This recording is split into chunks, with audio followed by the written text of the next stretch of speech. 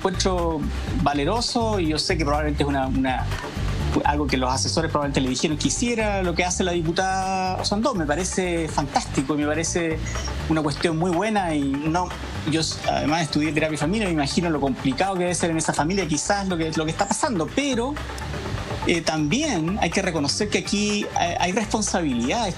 ¿Qué van a hacer estos jóvenes y estas familias? ¿Qué responsabilidades asumen? Y estoy seguro que para muchos de ellos, y he escuchado yo algunos de los audios, esto parece como un chiste. Sí. Porque ellos viven en otra sociedad. Yo aquí creo que el individualismo es de algunos.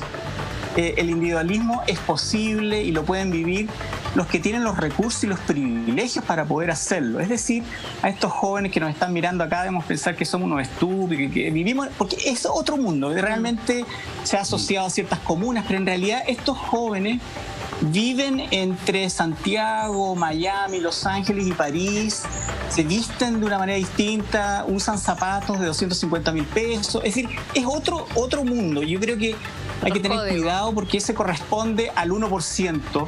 Y hay muchos otros jóvenes que son los que van a cortar el pasto, que son las nanas que le recogen el vómito que dejan, que les hacen las camas. Esos jóvenes que a su vez, y mujeres en general, son las que finalmente además probablemente están en peligro de contagio por la irresponsabilidad de la élite. Yo creo que y eso hay que reconocerlo y sincerarlo. Eso no significa que uno sea en contra. Yo creo que estoy absolutamente seguro que hay jóvenes que viven en este otro país, que son responsables, que tratan de hacer las cosas bien. Y para terminar, yo creo que hay un montón de gente que en esta crisis se ha quedado en la casa, se ha guardado, usa la mascarilla bien, y otros que se ven obligados a ir a trabajar todos los días y que se ven expuestos. Entonces yo creo que hay que hacer distinciones. Y una de las cosas que a mí me llama mucho la atención creo que hoy día hay un diario que tiene una portada muy interesante en la que le cubren las caras a esta élite, pero a los niños que están en una fiesta clandestina, porque son fiestas privadas se ocurren en Cachagua y son fiestas clandestinas se ocurren en Maipú. Eso es lo que tenemos que cambiar. Yo creo que esta es una oportunidad. Cuando yo digo un nuevo pacto, me refiero realmente a trabajar cómo hacemos que todos sean responsables. Y yo felicito a la diputada Osandón, que está en una posición, yo soy también papá de jóvenes, me parece genial, pero aquí, ¿qué pasa después? ¿Cuál es la responsabilidad? ¿Qué es lo que van a hacer esos jóvenes para reparar el daño? ¿Qué es lo que van a hacer estas autoridades? Porque, por otro lado, hace unas semanas atrás, el presidente se andaba paseando en la misma playa, en ese mismo lugar, sin mascarilla, o sea, y costó que finalmente, comillas, se autodenunciara. ¿Cuál es la responsabilidad? Y eso habría que hablarlo. Sí. Oye, esta mañana, Julio César Rodríguez plantea un dilema bien simple, pero trascendental. Él tomó la opción, el camino de no vacacionar, ¿cierto? Pero en televisión y en las redes sociales se ve que hay mucha gente que está de vacaciones, ¿cierto? Entonces los hijos le dicen, ¿pero por qué nosotros no, papá? ¿Por qué no? ¿Por qué ellos sí y yo no? ¿Cómo le explico a mis hijos que no vamos a vacacionar este año, que no vamos a salir este año, que hay que seguir encerrados y que sus amigos sí lo van a hacer? ¿Cómo se los planteo en este contexto en el que estamos viviendo? Contexto mundial y además contexto emocional de la adolescencia, que es tan complejo. Pero por supuesto, que yo ahí es donde creo que hay una brecha que hay que llenar con una palabrita que se llama educación, es entre lo que está diciendo, por ejemplo, la diputada Osandón, que yo también me adhiero a que yo lo encuentro valiente, encuentro que está dando la cara, encuentro que no es la única mamá que le ha pasado eso, pero ella es conocida, es connotada y lo dice, lo encuentro valiente. Lo que me parece es que falta un eslabón, hay un eslabón perdido que se llama educación y formación de valores. Esto que antes de lo que se hablaba en las casas y que después dejó de hablarse y empezó muchas veces a tener modelos, la sociedad laissez-faire, dejar hacer, no poner límite. Bueno, esto empieza desde hace mucho tiempo, ¿no es verdad? Desde que muchas veces la mujer salió del mundo de lo privado a lo público, etcétera. Mamás culposas, empezamos a dejar que muchas cosas se nos salieran de las manos, papás también, etcétera. Y yo creo que llegó un momento en que en este minuto, para que de las figuras de autoridad se haga carne, se haga concreto el mensaje, es educar. Por ejemplo, yo soy psicóloga clínica desde hace ya 30 años, chiquillos. Entonces, ¿qué me pasa? Que yo digo cuando digo la palabra empatía, no sé si todo el mundo sabe lo que es empatía, resiliencia, no tienen por qué saberlo. O sea, a mí me hace falta el que cuando uno esté hablando de empatía, se sepa lo que es realmente ponerse afectivamente en el lugar de la otra persona. Que cuando se habla de resiliencia, que cuando se habla de autocuidado, porque todo el mundo piensa que hay que hacer cosas, medidas de autocuidado, solamente hacer yoga. Encuentro fantástica la yoga y el pilate, pero el autocuidado va mucho más allá que eso. Toma esos ingredientes, pero el autocuidado tiene que ver con todo lo que estamos hablando. A mí me daba vergüenza, yo vivo muy cerca de un mall muy connotado y me daba vergüenza ver cómo en el tiempo de Pascua, o Navidad o Pascua, como uno le quiera llamar, pero Navidad parece, habían unas filas interminables para comprar cosas materiales. ¿Qué tiene que ver eso con la fe? ¿Qué tiene que ver eso con el mundo de si alguien es católico, si alguien no es católico pero es creyente en un ser superior? ¿Qué tiene que ver con eso? La tele le preguntaba, nosotros le preguntábamos a la gente, mire cómo está esto lleno de gente. Sí, está todo el mundo aquí, no puede ser. La misma gente que estaba ahí enojada porque estaba lleno, claro, y ellos que estaban en una burbuja. Vámonos a la educación y a los valores. Si tú compras un regalo material, pero el regalo material que lo haces con mucho cariño, lo tuviste que hacer pasando por una fila de personas a las que pudiste contagiar o ser contagiado, ¿de qué valor estamos hablando en la noche para abrir los regalos frente al arbolito de Pascua? ¿Qué sentido tiene eso? ¿Alguien habló de eso por la televisión? No, porque seguramente las ventas iban a ir a la chuña, pero dentro de otras cosas, o a lo mejor porque a nadie se le ocurrió, pensemos en que a lo mejor no se nos ocurrió. Nosotros lo hablamos en su oportunidad, pero también entendemos que ha sido un año súper dramático y veíamos testimonios de personas que nos decían que lo habían pasado muy mal. Ha sido un año muy duro, muchos de ellos se quedaron sin trabajo. Económicamente, también psicológicamente. Por supuesto. O sea, ha sido un año extrema y estaban con una ansiedad terrible y de alguna manera con el primer retiro, el segundo retiro o con alguna situación o algún bono sentían que los niños también lo habían pasado mal, sus hijos lo habían pasado mal, entonces regalándole algo material que los pusiera contentos, de alguna manera les daban una alegría en el año. Eso era parte de lo que la gente nos decía cuando le preguntábamos. ¿Habrá un espectro más grande de poder hacer algo material? Y si alguien quiere hacerlo o comprarlo en otra circunstancia en que no haya que hacer una fila eterna. Pero es que, Javiera, yo creo que eso, a ver, a mí yo ahí no entraría a juzgar a todos los que fueron porque querían hacer. No, te digo, en mi caso personal. Sí. Pero muy distinto me parece que es ir a una fiesta en Maipú, en Cachagua, en la comuna que sea, en Chiloé, como se vio.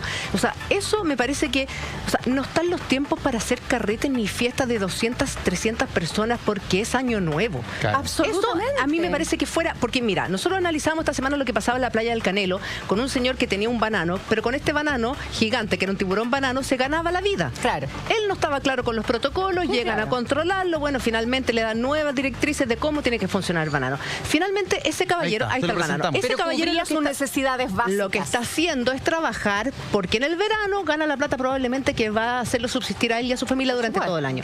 Esto, que a muchos les parece criticable, es totalmente distinto a lo que pasa con un sector de nuestra población que no son solo jóvenes, ojo, porque acá estamos hablando de las fiestas de los jóvenes, estamos hablando de gente de la edad de nosotros que también ha hecho fiesta y carrete, que nos han sabido públicamente. Y entonces, en Cachagua hay familias que están desde los papás para abajo haciendo fiestas. Entonces, pongamos las cosas en contexto. Hay una necesidad real de hacer una fiesta de 200 personas sin ninguna medida de protección y que hoy día veamos un brote que es real, que no está siendo notificado en la provincia de Petorca, porque muchos de ellos se vinieron a la región metropolitana para hacerse el PCR y finalmente se notifica y aumentan los casos de la comuna de origen.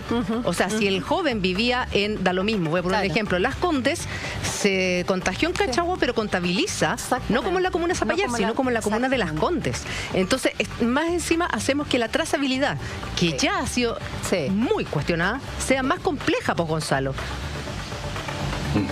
Bueno, hay un meme muy divertido, que los típicos memes de la secretaria de ASA con el papelito, ¿no? Que dicen que la persona que sacó el video de la fiesta, el video de la fiesta, es la mejor trazadora del país. Y, bueno, es cierto. El audio impresionante. Pero hay una cuestión aquí que tiene que ver con en qué están pensando los jóvenes en esas circunstancias. Vamos. Viene. Ahí está. Ir al carrete. Me caí. No, ahí No, volviste. estás- Volviste. Volviste. Decía, bueno, lo que estaba diciendo era en qué están pensando los jóvenes que están en este grupo, y están pensando en esta cosa que es la cultura del carrete, y una cuestión muy fuerte aparentemente en este grupo de edad, pero también en general en Chile es un elemento central de la vida de estos jóvenes.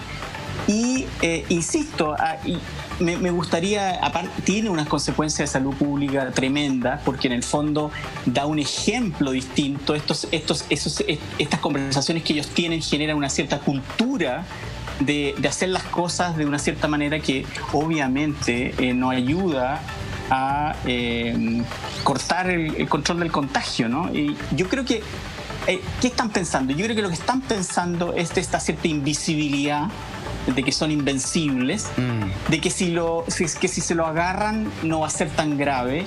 Eso es un gran problema que tiene que ver con la educación. Se ha dicho, no se les ha comunicado a las personas que sí, uno puede tener COVID y hay una probabilidad de morir, pero que si uno se enferma va a sanar. Pero muchas personas desarrollan síntomas por mucho tiempo y pueden quedar con consecuencias en el largo plazo.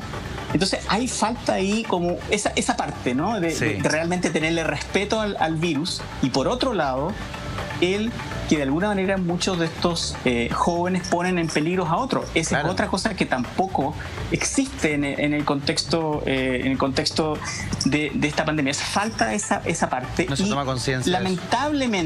Lamentablemente, yo creo que estos jóvenes no están pensando para nada cómo esta imagen, esto que están proyectando hacia afuera tiene consecuencias en el gran resentimiento que existe con respecto a la élite. La élite debiera dar el ejemplo, debiera hacer cuestiones que van mucho más allá de lo que simplemente permite un decreto o no.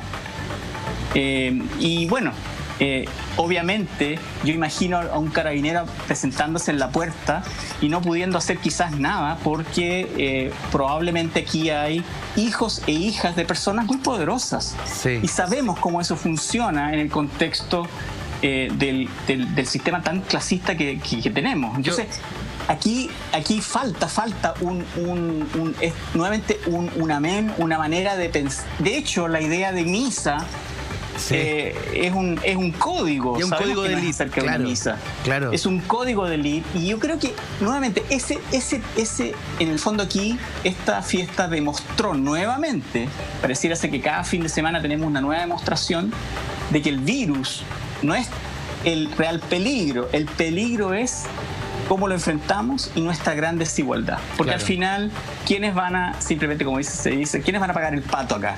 La gente que está limitada, por ejemplo, en su trabajo para poder durante la pandemia, porque no puede trabajar, etcétera. En cambio, estos jóvenes realmente, seamos honestos, siempre van a tener un contacto, van a tener un primo, un cuñado, un tío que los va a colocar, que los va a defender. No se ponen las fotos de ellos en un diario, no porque sea ilegal poner la foto, sino que porque probablemente el diario sabe que estos jóvenes pueden contratar a un abogado que se puede querellar contra el diario, pero eso no sucedería con jóvenes que viven en situación más vulnerable. Ahora, yo entiendo, Gonzalo, que eso tiene más relación con que no se sabía si eran mayores de edad o no. Ya está prohibido publicar imágenes de menores de edad. Probablemente. Claro. Entonces, ahora, si son menores de edad, esto es peor. Claro. Son menores de edad. O sea, es que por eso te digo, porque como ellos hacen tanta alusión a los colegios, nosotros nos imaginamos que son estudiantes de colegio, o sea, que son menores de edad. 17 años. Pero no todos. Claro. Wow. Pero el que arrendó la casa, el que organizó la fiesta, el señor Israel, no es mayor de edad. Y nosotros ayer lo mostramos y dijimos su nombre con nombre de apellido. El nombre de pila perfecto, es... Perfecto. Samuel, puede ser Samuel, puede que me esté equivocando la memoria. Sí, a mí me puede fallar, pero lo dijimos y lo mostramos. No le tenemos miedo a ese tipo de cosas.